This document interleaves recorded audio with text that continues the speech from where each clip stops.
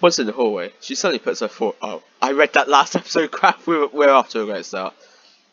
I spoke without thinking. No, wait, that's Yuri. I spoke without thinking. How could I say something like that? Yuri. I just... Something about the way she said that. It made me feel... so... irritated. What's wrong with me? No, Yuri. I think you did the right thing. I wasn't expecting it, but... It's also not right for Monica to judge people like that. My dude... completely ruins this scene. How come even when I do something bad, you're being nice to me? Because. Great job. Excellent answer, my dude. It works. It just works. I just say my dude instinctively now. Nothing you do is as bad as you make it seem in your head. Nobody's perfect. We have emotions, and we can't always hide them away. But you always amplify things in your head. Your mind turns a light rain shower into a hurricane. No. Wouldn't you hate me for something as terrible as that? Why would I hate you? I can't hate someone for having emotions. What kind of friend would do that? Sore spot there, but nevertheless. Friend, you say. Yuri lifts her head. Completely ruins it. My dude, I really like being friends with you. Hahaha, curb your enthusiasm. Thanks, Yuri. I like being friends with you too. I feel kind of awkward saying something like that. Yep. Why? It's not like confessing your love to her, you... But I'm doing my best to help Yuri feel better. Anyway. Yeah. Shall we go? Yeah. Yuri and I walked to the nearest water fountain. Once we filled up the water pitcher, we returned to the classroom. Should I be clapping? No, that's right. My dude, do you like oolong tea? Never tried that in my life, but sure. Yeah. Right. Anything is fine. Very well. Standard British tea kind of sucks, to be honest, so... Maybe it is good, who knows. Very well. Yuri sets the temperature on the kettle to 200 degrees. Was that Fahrenheit? Celsius? You want to be specific there? I assume degrees. No, maybe that'd be... No, I make more sense if that was Fahrenheit. Yeah, that's Fahrenheit. Now it's time to get the teapot. You really do this properly, don't you? Of course. I shouldn't do any less when I'm making tea for others. Even though I'm not an expert on tea or anything. In that case, you're going to be more impressed. Perhaps I will. Yuri fetches the teapot and begins measuring the tea leaves.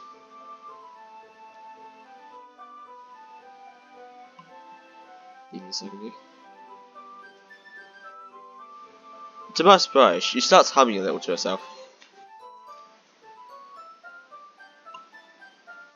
You must be in a good mood now. Is that so? I was letting it show. Was I letting it show? And you noticed? I was doing a bit of thinking. I decided that I would try to express myself a little bit more. Just that's not very hard for me to do. When it's you who's around, anyway. That's great, Yuri. Just don't push yourself too much. You're always worrying about me, my dude. It's very endearing. That's... Yuri wasn't kidding. I don't even know if I can keep up with this. I watch Yuri... Jesus Christ, my dude. I watch Yuri pour a cup of tea for each of us. My dude, I have another request. Do you mind if we sit on the floor today? Yeah? Why is that? What is this, episode 4? I think, I don't know. It's a little bit easier on my back. I can move my back against the wall rather than bending over at my desk. Sorry, I didn't realise. No worries. I just have back pain fairly regularly, so I do my best to manage it. Is that so? I wonder why that is. I wonder why that is indeed. Knowing what I know about stuff. No, I'm just gonna stop there. It's most likely because of my ah my, my your posture, right? Yeah, yeah. Let's go with that. Always hunched over like that while reading. Yes, I have terrible reading posture. So that's why we should sit on the floor. Fair enough. I'll go ahead and get the book. I'll choose a book from my bag. Ah, I have some chocolate as well. It's a bag of small chocolate candies, so I kept him from Sue's candy radar. Alright. So quirky. I take it since it'll go well with tea. Would it though? Does chocolate really go well with tea? To be honest, I don't actually know. I'm tempted to test that. You and I then sit against the wall, teacups at our sides.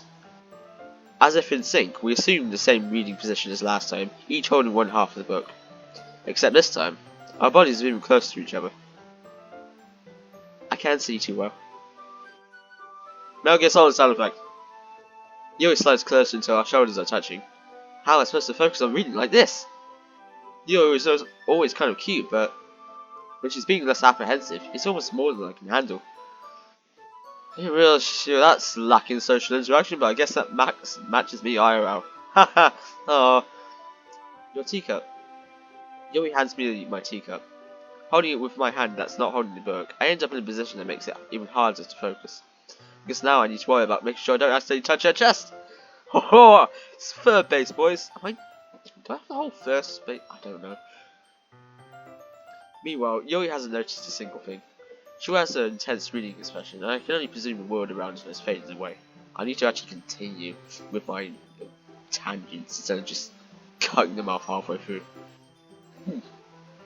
I use all my willpower to focus on reading. After a few minutes, I finally managed to relax a little. I put the teacup between my legs and fumbled with the chocolate wrapper. Whatever works. Ah, sorry. I briefly let go of the book to finish opening the wrapper. You can have as much as you want. Ah, that's okay. I won't take any. Eh? Are you sure? Well, if I touch it, then it might get smudges on the pages. Ah, you're right. I didn't even think about that. My bad. No need to apologise. I'll hold the book, okay? Are you sure? Of course. Ooh.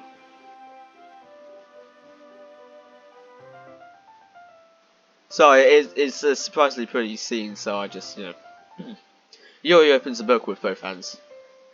Shows it so I don't have any harder time reading from it.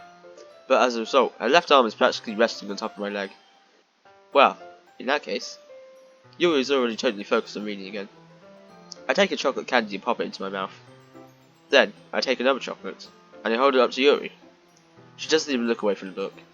She simply parts her lips as if the situation was completely natural. Can you imagine doing this in real life? Can you imagine talking to anyone in real life? God's sake. But that means I can't stop here. I apprehensively place the chocolate in her mouth. Just like that, Yuri closes her lips over it. Eh? Yuri's expression suddenly breaks.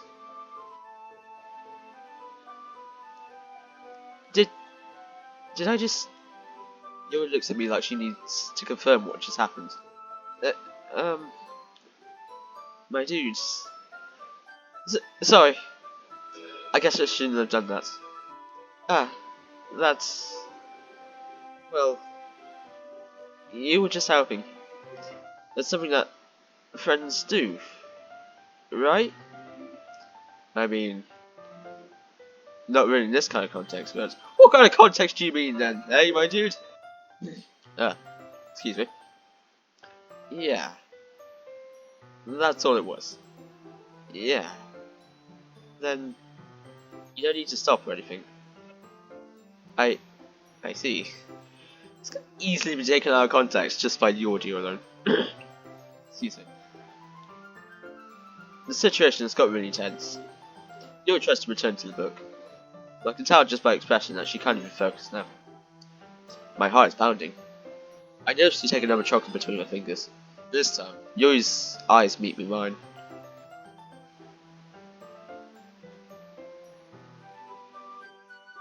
Oh, that was really pretty.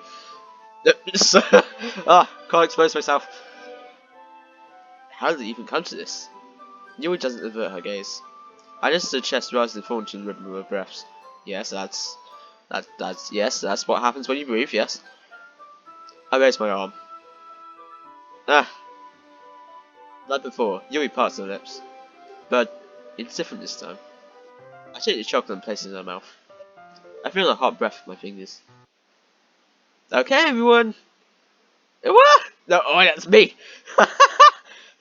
I mean, I guess that would be the sound I make in real life. Yuri jolts back. It's time to share our poems.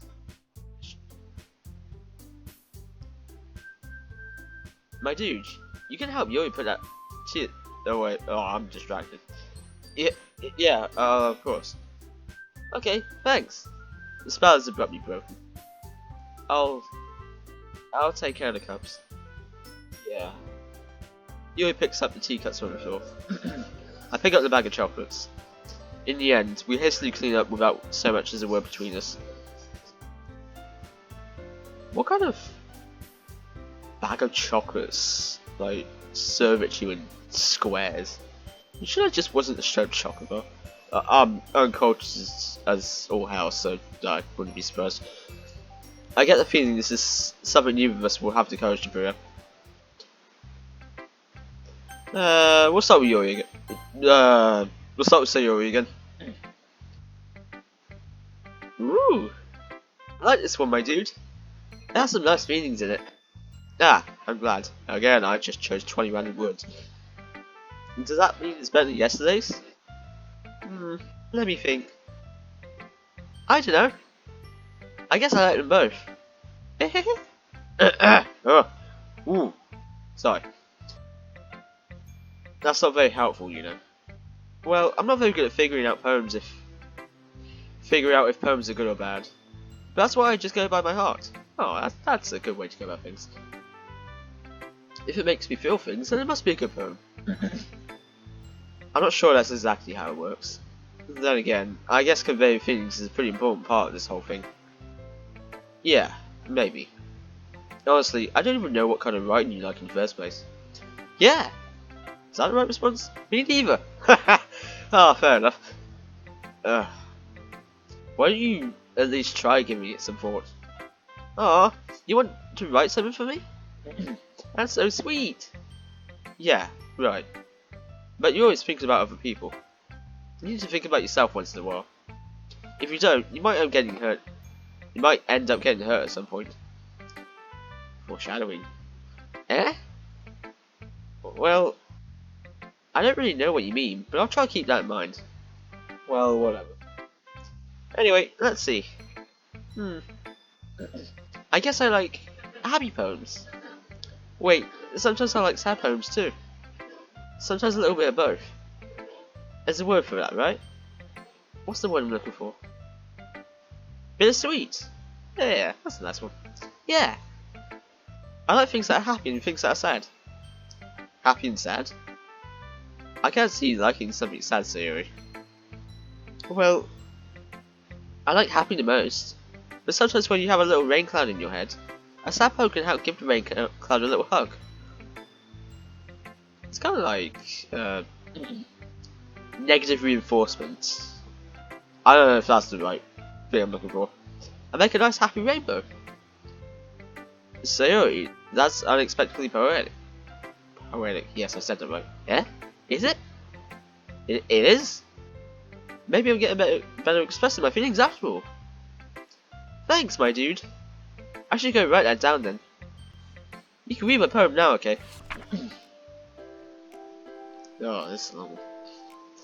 Bottles. I pop off my scalp like the of a cookie jar. It's a secret place where I keep all my dreams. Little balls of sunshine, all rubbing together like a bundle of kittens. I reach inside with my thumb and forefinger and pluck one out. It's warm and tingly. But there's no time to waste. I put it in a bowl to keep it safe. I put the bottle on the shelf with all the other bottles. Happy thoughts, happy thoughts, happy thoughts in the bowl, all in a row. My collection makes me a lot of friends. Each bottle of starlight to make amends. Sometimes my friends My friend feels a certain way. Down comes a bottle to save the day. Night after night, more dreams. Friends after friends, more bottles. Deeper and deeper my fingers go. Like exploring a dark cave, discovering secrets hiding in nooks and crannies. Digging and digging. Scraping and scraping. I blow dust off my bottle caps. It doesn't feel like time elapsed. My empty shelf could use some more. My friends look through my locked front door. Finally, all done. I open up, and in come my friends. In they come, in such a hurry. Do they want my bottles that much? I frantically pull them from the shelf, one after the other. Hold them out to each and every friend. Each and every bottle. But every time I let one go, it shatters against the tiles between my feet. Happy thoughts, happy thoughts, happy thoughts in shards, all over the floor. They were supposed to be for my friends. My friends weren't smiling. They were shouting, pleading, something. But all I hear is echo, echo, echo, echo, echo, inside my head. What a drastic tonal change from the last one, eh? Ugh. Holy crap! Yep, that's the correct reaction. So, did you really write this? Of course I did. Didn't I tell you yesterday I was going to write the best poem ever? Yeah, but I mean, I didn't expect something like this coming from you. Marco taught me a whole lot. I've been really in touch with my feelings recently. I see that. It's almost kind of creepy. Creepy? Well, not exactly. Maybe because I'm so used to being cheerful. Well, never mind. I'm thinking too hard about this. The point is, it came out good, so you should be proud of it. Ah, thanks. I feel like I was meant to express myself this way. It even helps me understand my own feelings a little bit better. Writing is like magic. You've gone pretty passionate about this, huh? I hope you keep it up. Yeah, running's the best. I'm gonna keep running until I die. Don't get ahead of yourself. So Yuri's always had a habit of getting obsessed with something before dropping it no more than a week later. I wonder if this is one of those times. But seeing the passion in her eyes makes it harder for me to be so pessimistic. Going to say more orders or ask you? Well, I can admit that it's better than the last one. It's nice to see you putting in some effort. That's good. But I still don't like this at all. It's trying too hard to be serious. Eh? What do you mean by that? Poems don't need to be all deep sounding to express something. It's going to sound like you're forcing it unless you really don't suck at it. Honestly, don't bother trying to write poems like this until you're on Yuri's level. Nusky stops short all of a sudden. Don't tell me. Eh?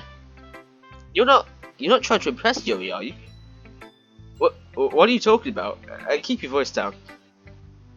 You know Yuri would love to kind of this angsty. Just because she's a talented writer doesn't mean I mean. Sorry. Yep, that's about it. Looks like I'm in trouble. I somehow struck a nerve, though what I did is beyond me. I'm so done with you. Nusky shoves the poem I handed back over to me. Take a stupid poem. If you wrote it for someone else, just don't show it to me. Ouch. This is what I get for letting a young girl step into my business. She's 18, they're all 18. You're probably 17, so shut up. Unless I was a mind reader, I was destined to be in the world of pain from the start. At least Nusky wasn't really the girl I was trying to impress in the first place. Yuri next? Let's see what you've written for today. Yuri stares at the poem with a surprised expression on her face. Do you like it? My dude. This one might be even better than yesterday's. How did you even pick up on this so quickly? Just yesterday, I was telling you the kind of techniques worth practicing. Maybe that's why. You did a good job explaining. I really wanted to try and give it more imagery. If that's what you want to call it. Yuri visibly swallows. Even her hands a bit sway. I'm not used to this. Used to what? I don't know. It's fine. Take your time. Yuri breathes and collects her thoughts. I know that Yuri likes to think before she speaks, so I offer that patience to her. Yeah, just being appreciated like this, I guess. It probably sounds really stupid, but seeing someone motivated by my writing, it just makes me really happy. I say you've never shared your writing before? Yuri nods. Really? I don't believe it. I really only write for myself. And besides, people would just laugh at me. Do you really think that? Again, Yuri nods. Huh. Even your close friends? Yuri doesn't respond to that. I wonder why. Anyway, do you want to share the poem you wrote today? Yeah, I do. If it's with you. The raccoon. It happened in the dead of night while I was slicing bread for a guilty snack. What? Bread's a guilty snack? What are you? Sorry. Draw back a little. My attention was caught by the scuttling of a raccoon outside my window. That was, I believe, the first time I noticed my strange tendencies as an unordinary human. I gave the raccoon a piece of bread, my subconscious well aware of the consequences. Well aware that a raccoon that is fed well would always come back for more.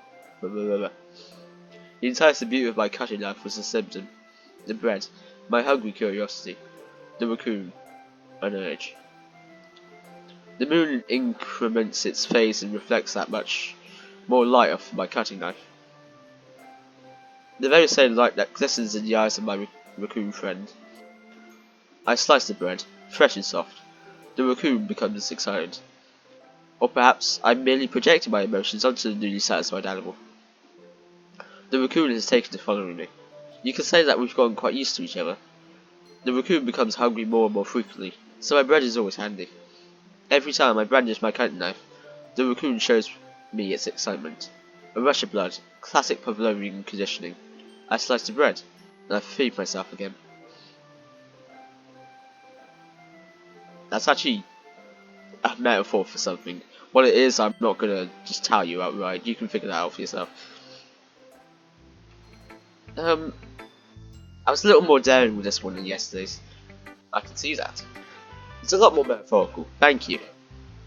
I don't know if it's my fault, but I can begin to imagine what this poem is about. Trust me, look into it deep enough, you'll soon figure it out. But I'm not gonna say that right. That's right. It's a bit closer to my preferred writing style. Using the poem as a canvas to express vivid imagery and conveying emotions through them. Yeah, if I take it at face value, and I can't even figure out what it's supposed to mean. Well, I think it's something that different people can relate to in their own way. I want you to express the way it feels for me to indulge in my more unusual hobbies. It's the sort of things I'm usually forced to keep to myself. So, I sometimes enjoy writing about them. Why do you keep them to yourself?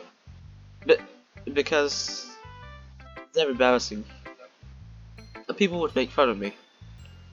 Don't you have anything like that, my dude? Well, personally, yeah, I have a few things like that. Believe it or not, writing is actually one of them, which you wouldn't think would be embarrassing in a normal kind of way, but I don't know, for me it kind of is. Yeah, I guess I do. I feel like everyone... Oh wait, that's Yuri. I feel like everyone has a little something like that. The best we can do is respect each other and our individualities. Yeah. Even if it's difficult sometimes, and some things make us uncomfortable. After all, if I hadn't learned to embrace my own weirdness, I would probably hate myself. Yeah, that's the best thing you can do, really. Just embrace the things that make you weird. Because, yeah, the sooner you do that, the sooner you can come to love yourself, and, you know, no. I shouldn't be doing motivational speak. I might be ranting a little bit now. But I'm glad that you're a good listener. You're good at a lot of things. Hoo-hoo! Oh, you wanna know what else I'm good at? Being lonely. Sorry. Writing, listening. There really aren't many people like you, my dude. That's exaggerating a little bit. I like to pat myself on the back too much, but running and listening, I'd say are actually two things I'm good at. I mean, considering I have NPC energy, so meaning I'll only speak when spoken to. Yeah. Getting sidetracked again. It's just how I feel. I never thought I would feel so comfortable sharing my writing, but now I almost feel like I look forward to it. It's just a really nice feeling, and you're to thank for that. It's nothing really. Yuri smiles sincerely at me. For just a moment, her timidness seems to disappear. And lastly, we have Monica. Hi again, my dude. How's the running going? Alright, I guess. I'll take that. As long as it's not going bad. I'm happy that you're applying yourself well. Oh, just applying yourself, never mind. Maybe soon you'll come up with a masterpiece. I wouldn't count on that. You never know. Want to share what you wrote for today? Sure, here you go. I give my poem to Monica. Alright, this one's good. It feels like you're not only getting more comfortable with your style, but the imagery is better than the last one I read. Just wondering, have you been finding inspiration in Yuri's writing style? I guess so. You can't deny that she's talented. Yeah, totally. I think her poems are the most romantic. Romantic? Actually, now that I've read that, she's probably right with that. That's the best way to describe it. Oh, crap. Oh, okay. Ow. Oh, not crap. Pins and needles. Ow. Ah, it's throughout my arm. Oh, God. Ah. Okay, don't mind me. I'm just suffering. She's like a totally different person when she picks up a pen. I noticed that too. But when she's talking about literature, it's like a light turns on inside her. Sadly, it's hard. Oh wait. Sadly, it's hard to get much personal conversation out of her. Trust me, I've tried. Who knows what goes on in that head of hers? I hope you don't mean that in a bad way. No, of course not. I just meant that I wish she didn't keep so much to herself. But still, defending her like that. You must be pretty into her. Yeah, well, I'm not going to finish up. Eh? You completely misunderstood. Calm down, I'm kidding. Besides, I'm pretty sure she's already got a boyfriend. Wait, really? Yeah, a fictional one anyway. Ooh, relatable. Wait, hang on. Monica kind of whispers that last part to me. It's just a hunch, but... Well, there's not really anything wrong with that. Oh, well, I know. I was just saying. But anyway, you want to read my poem now? I like the way this one turned out, so I hope you do too. Alright, let's take a look. Save me. The colours, they won't stop. Bright, beautiful colours. Flashing, expanding, piercing. Red, green, blue. An endless cacophony of meaningless noise. The noise, it won't stop.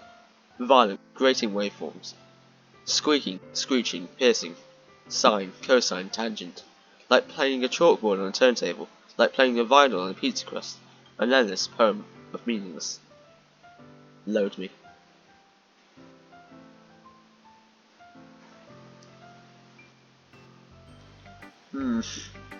It's even more abstract than your last one, huh?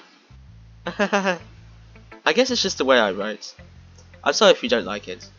No, I never said that. It's just It's just a kind of thing I've never really seen before, I guess. I kind of like playing with my space on the paper.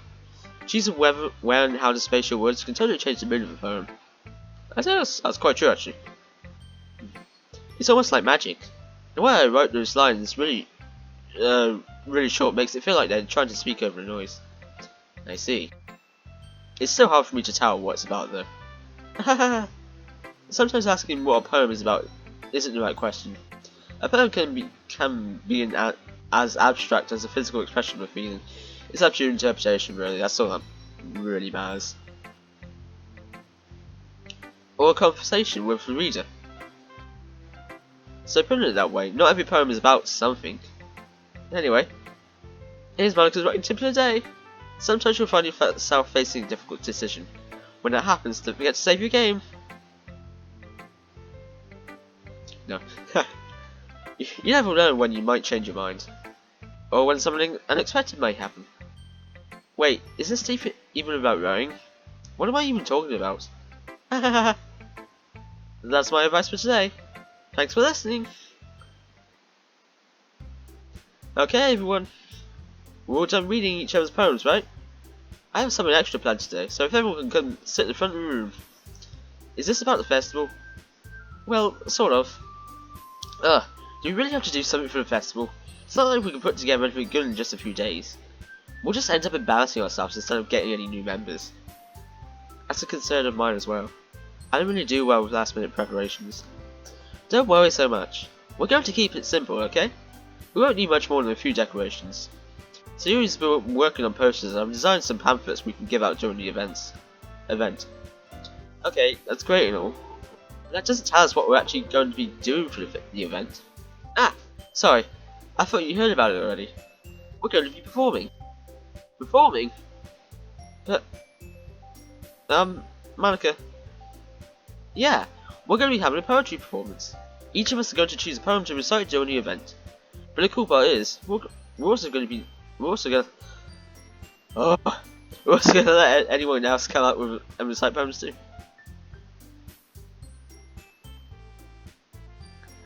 So Yuri's putting it.